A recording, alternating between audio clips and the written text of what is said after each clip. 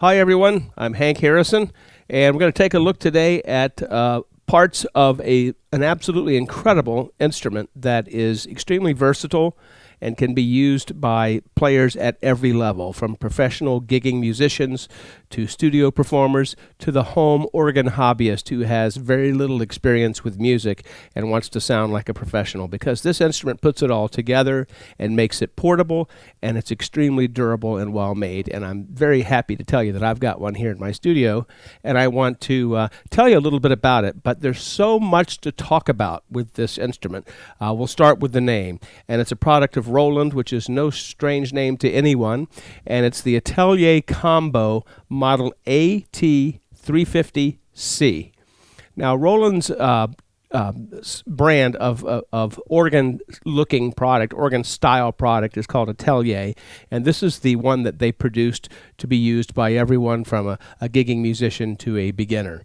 And it's got it all, and it's presented in an easy-to-use format, and we're going to take just a part of it right now. We're going to talk about the traditional drawbar organ sound and the drawbar organ setup on this instrument. When we think of drawbar organs, we think of real traditional names, like the name that comes to mind, of course, for everyone is Hammond Organ.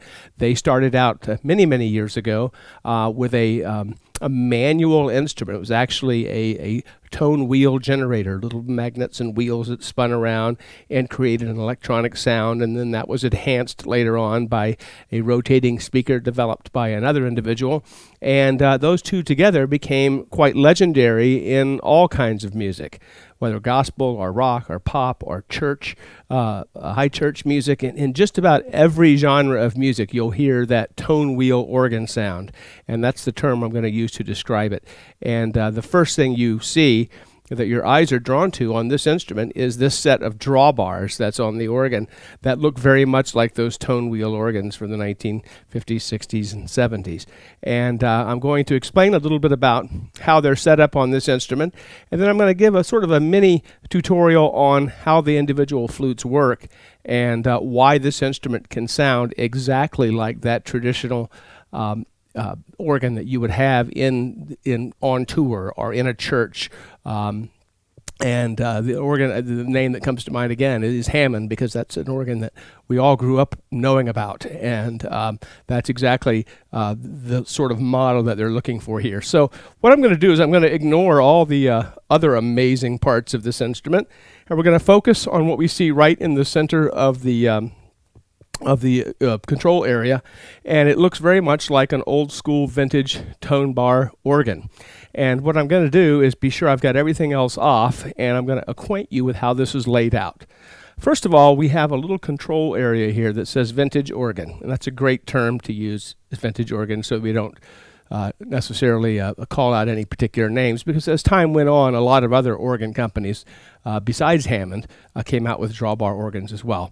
There's an on and off switch which sort of activates the whole thing, and when I do hit that switch and turn that group on, I will see down here in the screen numeric representation of where these drawbars are. And it tells me here, it only holds on there for a second, but I can see that all of them say zeros because all of these drawbars are pushed in except for the pedal. So what I hear then when I play the keyboard is nothing, because everything is turned back in. So let's start with just hearing some of the basic drawbar organ combinations. I'm going to just pull a few of these out.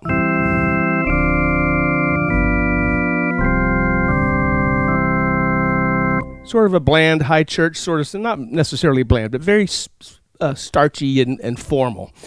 We can also augment that with a rotary speaker effect, which I'll explain to you in just a moment.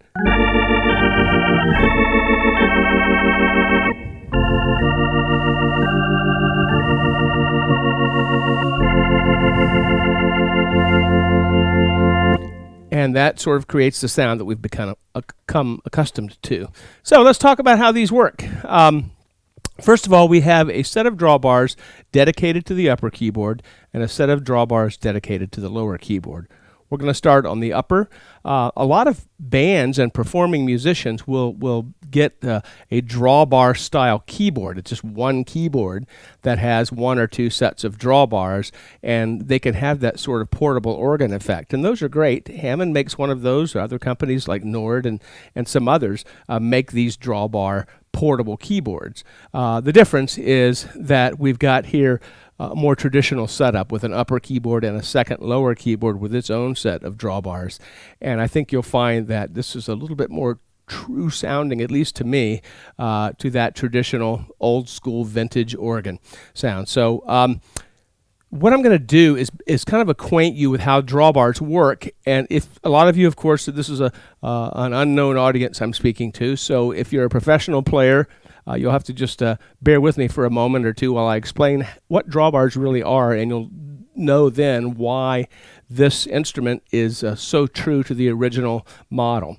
A drawbar is really a representation, in theory, of a pipe organ. Because for 1,000 years, pipe organs were really the only instrument used in most high church worship, and it became a very familiar instrument to most people in the Western world. Well, so let's take in theory here that we have a 16-foot long flute pipe made of metal, and air is blown in the bottom of that pipe, and that pipe makes a sound that's at a certain pitch. And I'm going to choose a note here that everyone's familiar with, the note C, and I'm going to pull out that 16-foot flute, and you can hear that tone being played.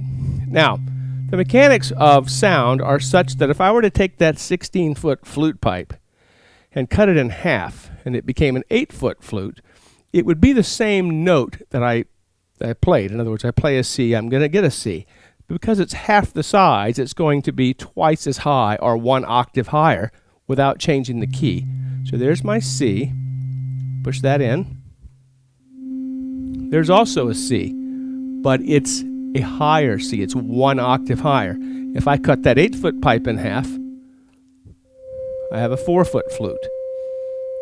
A lot of people know these drawbar numerals, but they don't really know what they represent, and they represent these pipes. There's a 2-foot pipe and a 1-foot pipe. Now, of course, the beauty of that is that you can combine different ones together, and with the tone wheel organs, we did it with a drawbar, and a drawbar is basically a volume control, but not on a dial. It's done with a slider, and they have big sort of grabbing handles at the end, so I can quickly manipulate them before I play, while I'm playing, just about anywhere, because they're easy to push in and pull out. So I'm going to right now just take a 16 and the 8 and the 4. So now in my imaginary pipe organ, I have a 16-foot, an 18-foot, and a 4-foot pipe playing all together. It sounds sort of flat sounding, not much animation.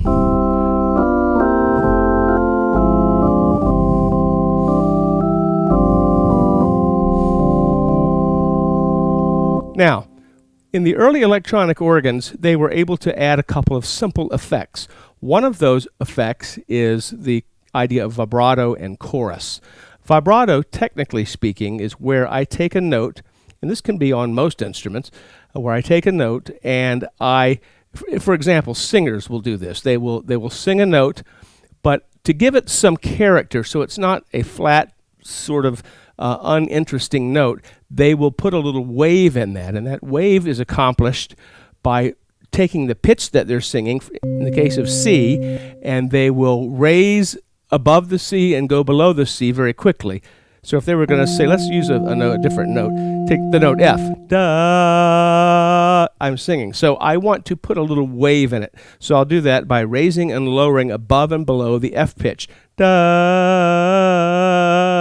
and I do it quickly, and it produces that sort of a waviness that we call vibrato. Well, that was on the early vintage organs, and here's the button for that right here. Now, of course, it's doing it a lot more quickly than I would be able to do with my voice.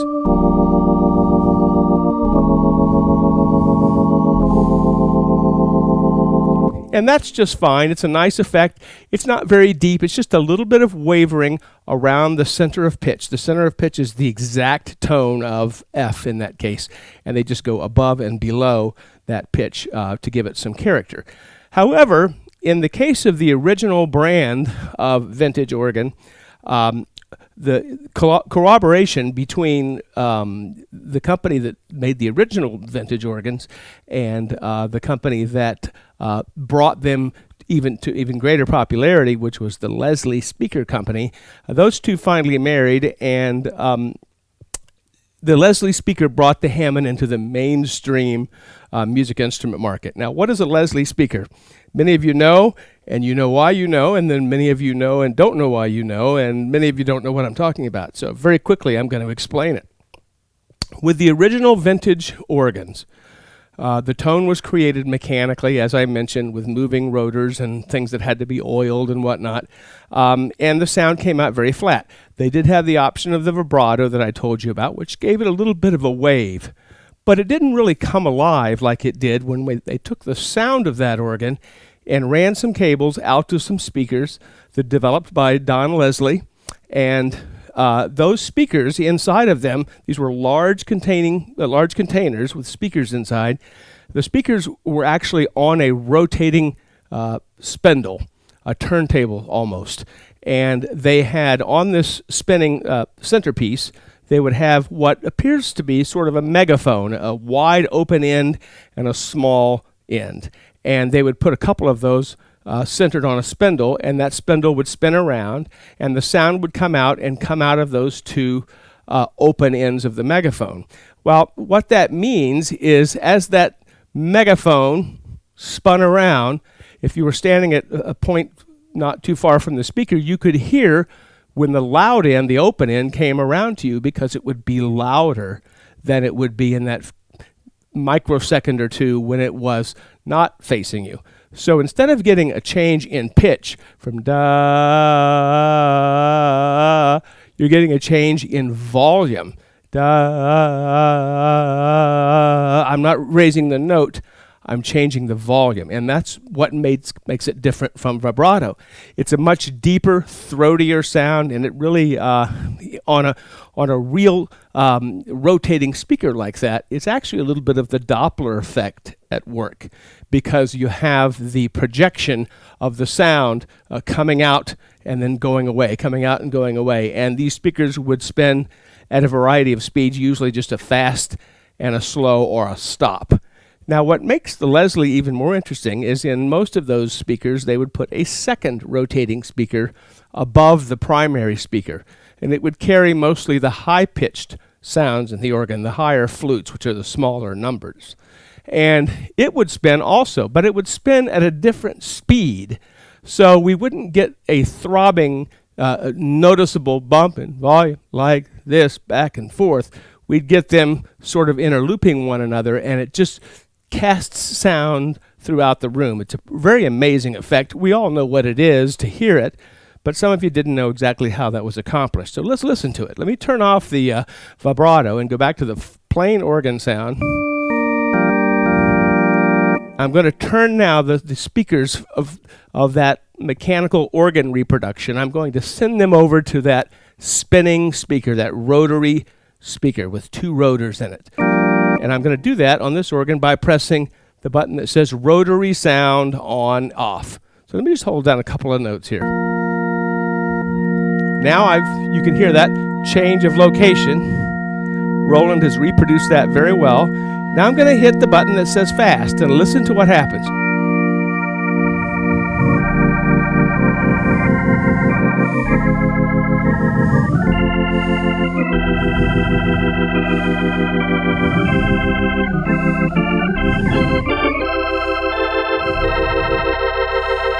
Back to slow.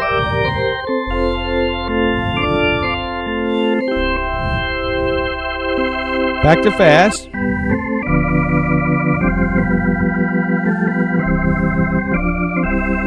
Back to slow.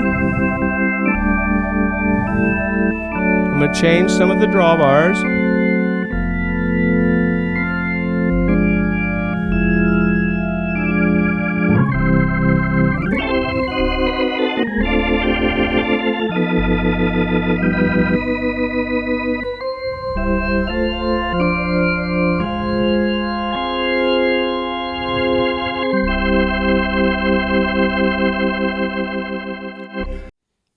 And with that sort of warm effect that it would give to the flutes, it really made for some nice uses for that. So that's what's built into the Roland AT350c, only it does not involve a separate speaker that actually has physically rotating cones anymore. The advantage of that, if you've ever played on one of those organs with those large wooden speakers, you'll know immediately the advantages that you don't have to carry those things around. They're gigantic. In fact, some of the larger rotary speakers would be the size of a small refrigerator, because the cones that spun around inside had to have enough room to spin and a little clearance and whatnot, and there were two of them and still an amplifier and whatnot. So it was a lot of stuff, and they were also very heavy. You also had to be careful with those early models because they had moving parts, and you had to keep them standing in a certain direction, and there were things that had to be oiled and belts that had to be tightened and all of that, and that just created maintenance issues and all sorts of things that cost money down the road. With the digital reproduction of that, I get 95 to 98% of the same effect. It's almost identical, only it's done digitally. And the way that Roland accomplished that was by making several recordings in a recording studio of a real mechanical rotary speaker and sampled it at very high levels using a lot of memory to reproduce exactly how those things worked. With those rotating speakers that had two spinning cones inside at different directions, that's pretty complicated as to exactly when those things will cross each other, and if you were standing at a certain point in front of the speaker, how that would sound. They've captured it beautifully, and they've also captured the way that sound as that speaker is turned from fast to slow, how it doesn't, that doesn't happen instantly. It has to slow down and it has to speed up, and they captured that. And that's about how long, in fact, that's exactly how long it took for those real mechanical speakers to do that.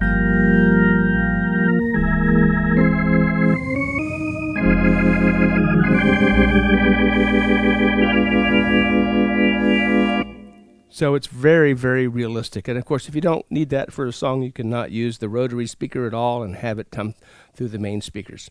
Now, let's talk for a couple of minutes about some other things. We're going to sort of go back to where we started with the flute sounds.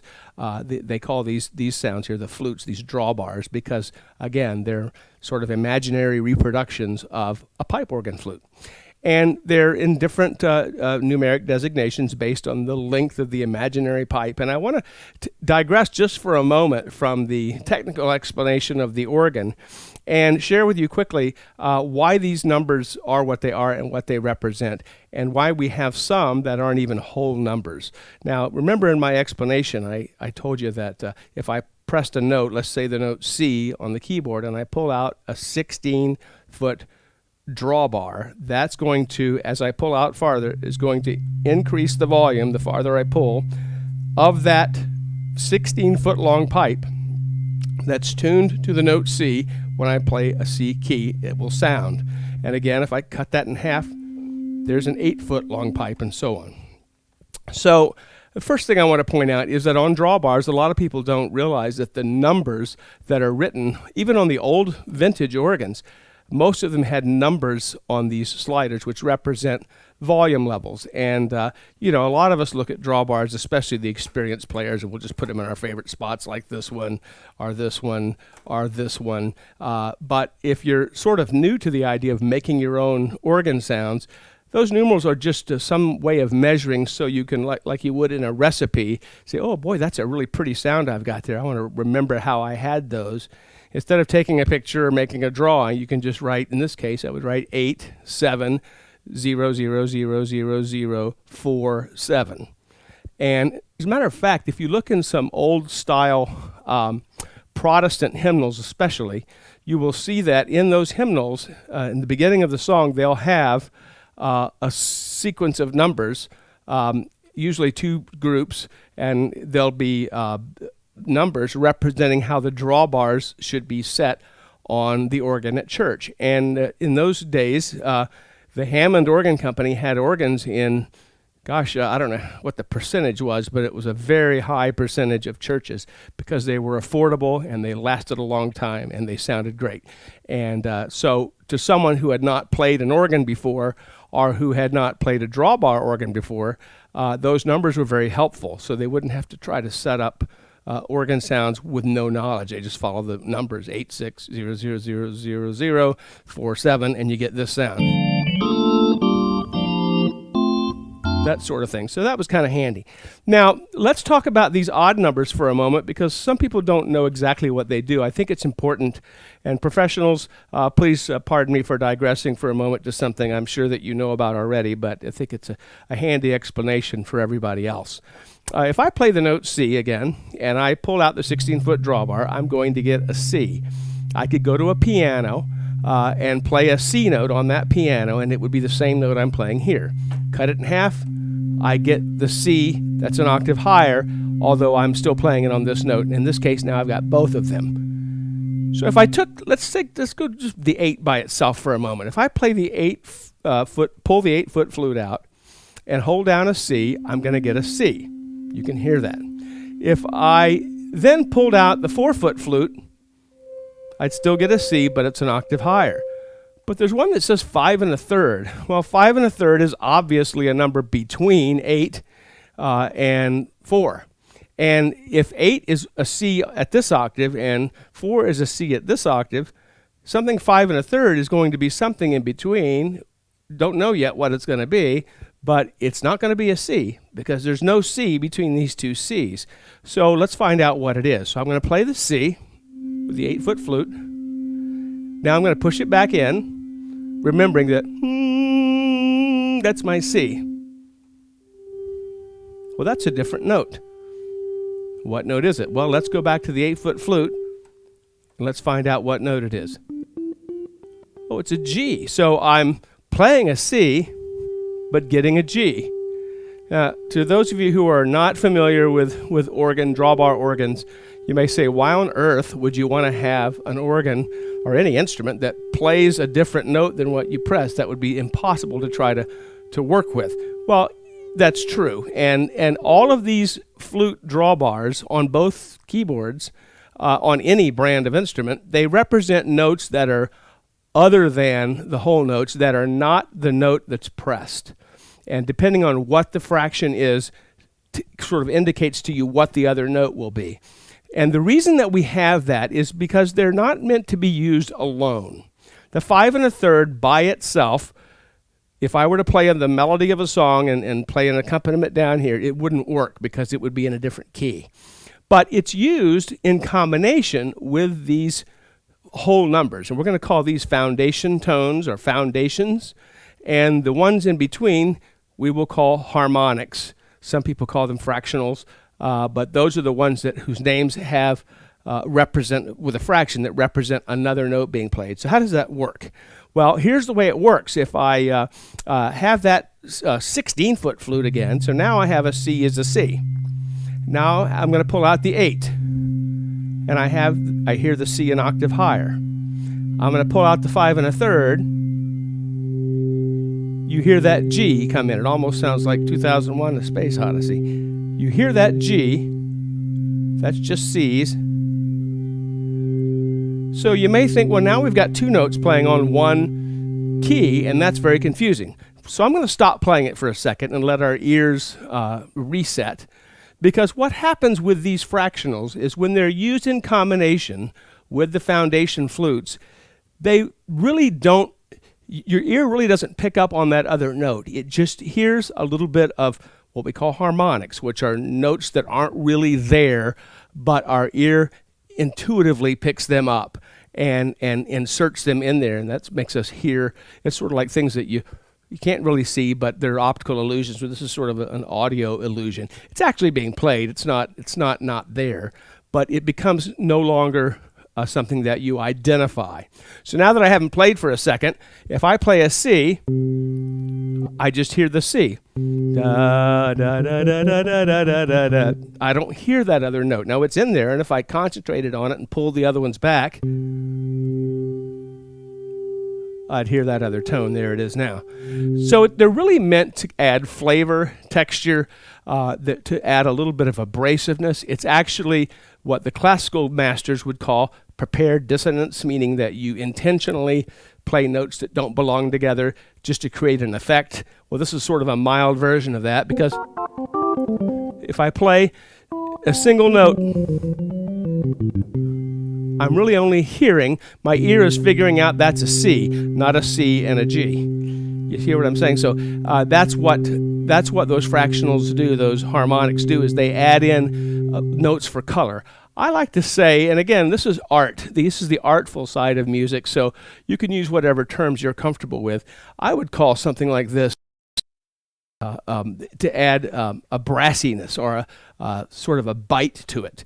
For example, if I take the drawbars, and let's just take the 16, and then let's pull out all of those harmonic drawbars, the fractionals, pull them all the way out, and then I get the 1. So I have 2 notes that are actually playing the note that I'm playing, and 4 that are playing other notes, and they're not the same note.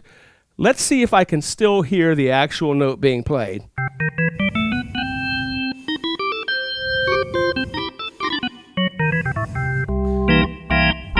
I can still hear it.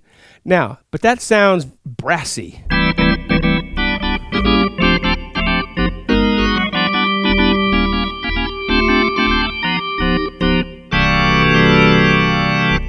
It's a brassy, bright, almost trumpet-like sound.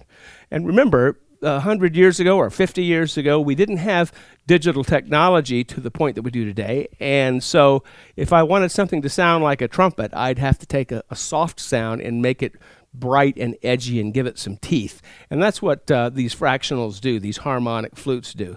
Now, there's all sorts of combinations you can do with drawbars, obviously. And a lot of the pros, they have their patterns. They don't really write down numbers. I don't know anybody that's playing out on jobs or even in a studio that's writing down 8, 8, 4, 4. They just remember the patterns. One of the most popular patterns is the bottom 3 drawbars, which would be 16, 5 1/3, and 8. In a hymnal, which you probably wouldn't find this one in a hymnal, but the configuration would be 8, 8, 8, 0, 0, 0, 0, 0, 0. It's just those bottom 3 drawbars, so the sound's not going to be bright, because as you get to the smaller numbers, there's smaller pipes and the sound is more shrill. So this is kind of a mellow.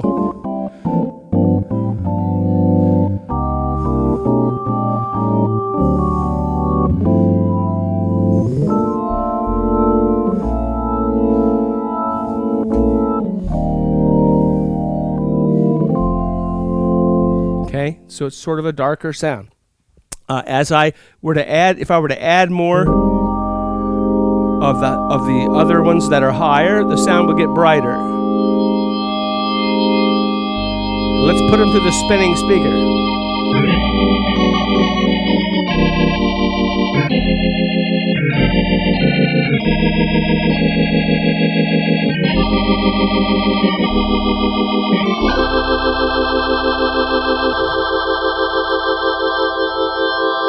So it's really a way to color the sounds, and the more of those harmonics and fractionals you use, the edgier the sound gets. You'll hear a lot of the rock and roll players and a lot of the jazz guys use those flutes. Even a lot of the gospel music has that sound, because, and I tell you what has made it popular, especially with a lot of the black gospel groups, is because you have large choirs typically, and these mass choirs have, can be anywhere from 50 to well over 100 voices, and the organ's got to cut through all those voices, and those harmonic flutes it'll cut right through everything else, and you can still hear it, and it's great to build that big, powerful, very moving sound that those mass choirs have along with that organ. So that's how that works. You can also make your sound very soft and pretty by avoiding those harmonics.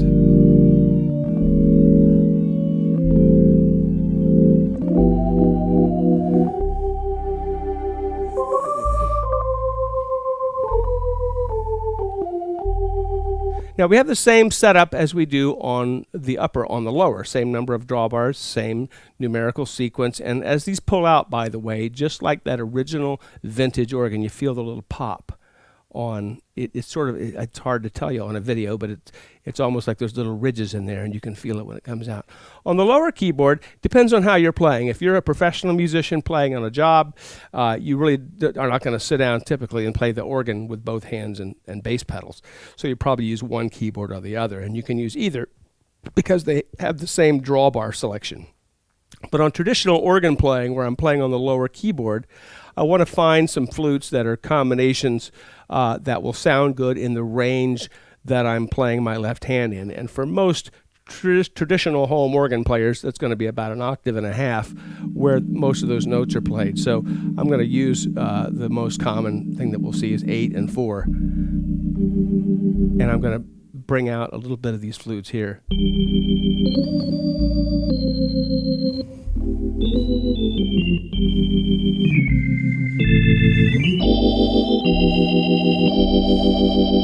And I can play the lower, and it's a little softer.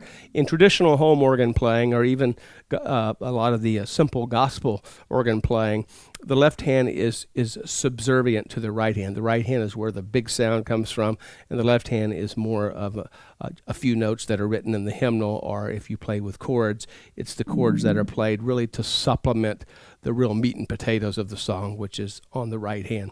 So real quickly now, let's go back over to the vintage organ controller section, and of course I have it still on, or we wouldn't have heard any of this. I'm going to go back to my upper drawbars, and I'm going to pull out those bottom 3, which is a very popular configuration, as I mentioned, for jazz and rock and pop. And any of you who are followers of jazz music and know the name Jimmy Smith, he was one of the pioneers to bring that Hammond organ and Leslie speaker onto the jazz scene.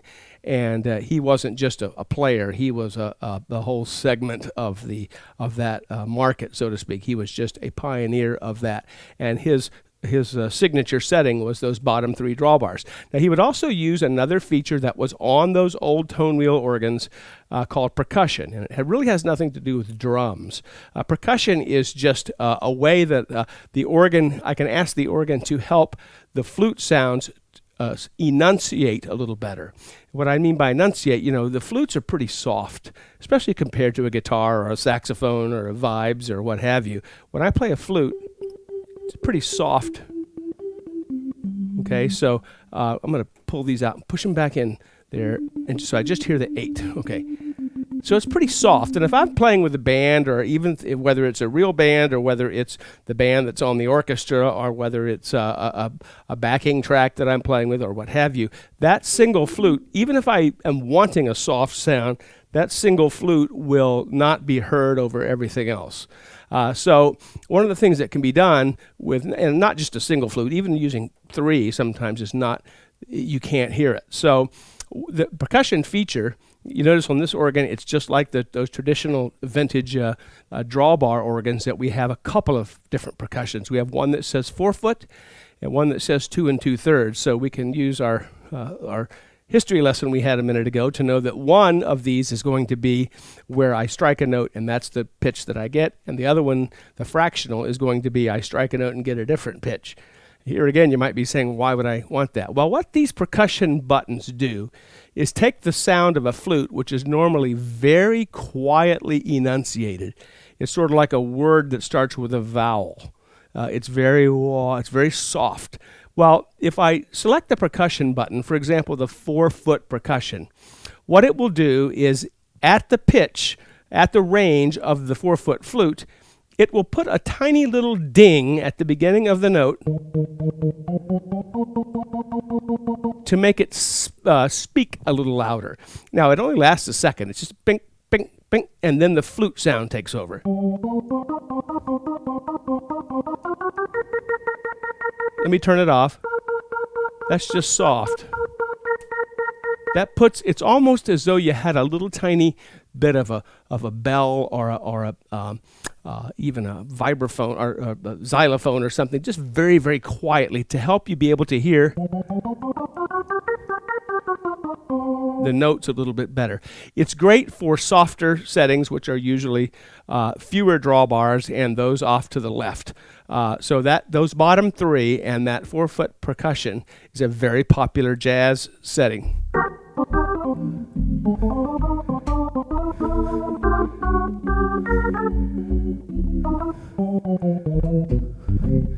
it's a real popular thing that you'll hear a lot of the organists use. The 2 2/3 is the same idea, but the little pick, pick, pick at the beginning is going to be a different note than the actual note that I'm playing. So it's a little easier to hear yet. So if you really want your organ notes to stand out, even though you're using a smaller number of drawbars and they're lower, the 2 2/3,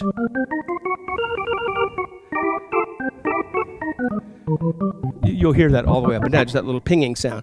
The fast decay button, which Roland has here on the right, will make that pinging tone, that enunciation, a little shorter. So if you think it sounds a little bit too much like ping, ping, ping, you can hit that button and it will shorten it to pick, pick, pick, pick, so you barely hear it.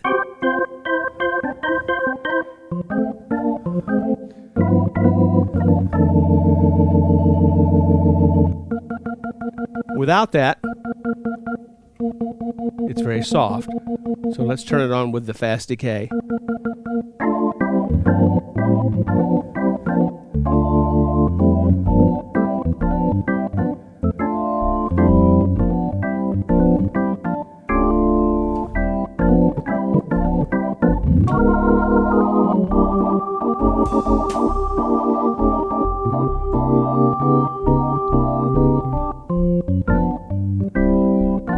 So you can tell it's definitely got a jazzy, gospel-y sound to it. It's not something I would typically use if I'm going to play, Paco Bell's Canon or Fur Elise or anything like that. It's not a purist sound. It's a little dirty and it's a little grindy, and it's great for that sort of thing. It makes the organ competitive against all the other instruments that you would find in a band.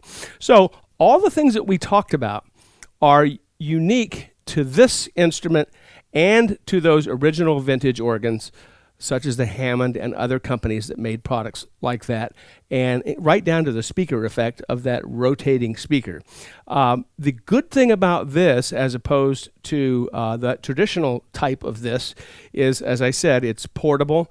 It's much smaller. There's no maintenance. There's nothing to oil or tune. With some of those other drawbar organs, if you plug in headphones and you're not using an external speaker, you lose your Leslie speaker or your rotary speaker effect because you're not in front of the speaker. Well, this is done digitally, so it also feeds through to the headphones, and it sounds every bit as good to me right now with these monitors on as it does if I had an audience out there listening to me through that Leslie speaker or that rotating speaker.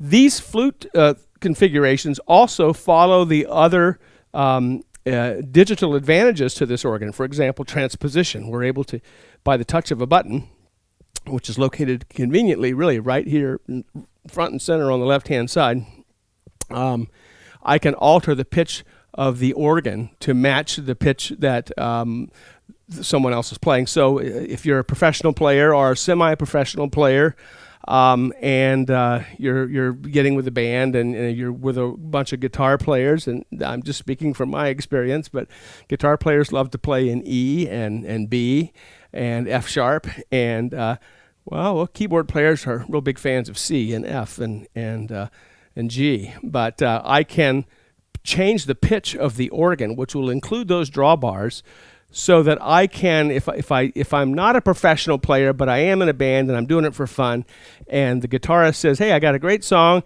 and it's in B, it's all we have to do is hit one of those.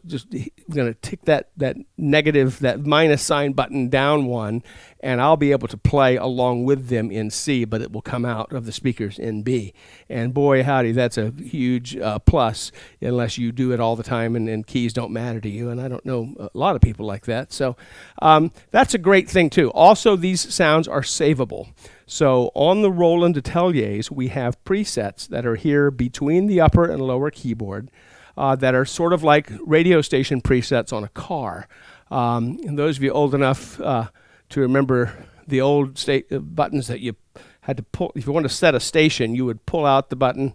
Well, those people are probably all gone now, but just kidding, I'm one of them.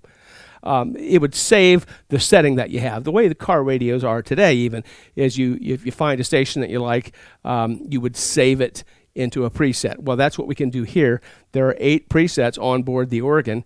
And just talking about just the flute sounds, rather than have to go through the setup and write down what you did when, especially if you're writing music or playing songs that are popular, that have a certain sound that you're trying to create, once you get it set the way you like it, you can save it. What you can't see from this camera angle is that there are 8 large square buttons labeled 1 through 8 between the keyboards, and those are those presets. So once I find something I like it just like it is, I can hit save, and any one of those buttons and that setting will go into that button, so that no matter what I do later on, no matter who plays the organ, no matter what happens, if the power goes off, doesn't matter, I come back and I press button number 1, it will immediately revert to what I have, what I had on when I put it in there. And I've got 8 of those.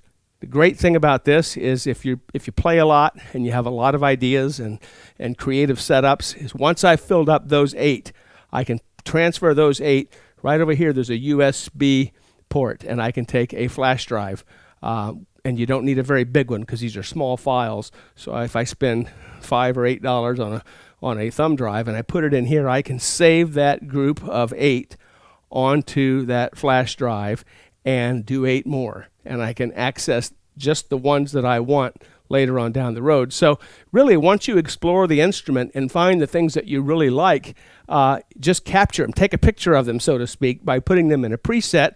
This includes these drawbars. So one last thing someone asked me about earlier was there's an extra drawbar here that says solo. We'll show you how it works later, but basically it's if you want to have that sort of drawbar control over the volume of this group of sounds called the solo sounds, which we'll talk about later, which is great if you want to bring in and out a little brass section or a little whatever you might want. You can bring it on and out, off and on, and louder or softer, right up here with your traditional organ sound. So there's a lot of other products out there that emulate the original vintage drawbar organs, but nobody that I've seen yet can get the whole concept together. Not just the fact that they have sliding knobs and they have flute sounds, but all the things that the original, big-time original drawbar organ players had at their disposal, configured the same way. You don't have to go to any menus and sub-menus and use a MIDI cable to connect another device. It's all there just like it was on those original organs. It's very easy to use, and that, of course, is the secret. They can put anything they want on these instruments, but if we can't find it, it's not going to help us very much. So that's just a look at the drawbar system on the Atelier Roland AT350c. I'm Hank Harrison, and if you like this video, please hit like below and subscribe to my channel, and I'll be happy to keep you informed when we've got other things to show you in the musical keyboard world. And we're going to have a lot more information, too, on the different parts of this AT350c. So please stay with us. Again, I'm Hank Harrison, Virtual Maestro. Thank you.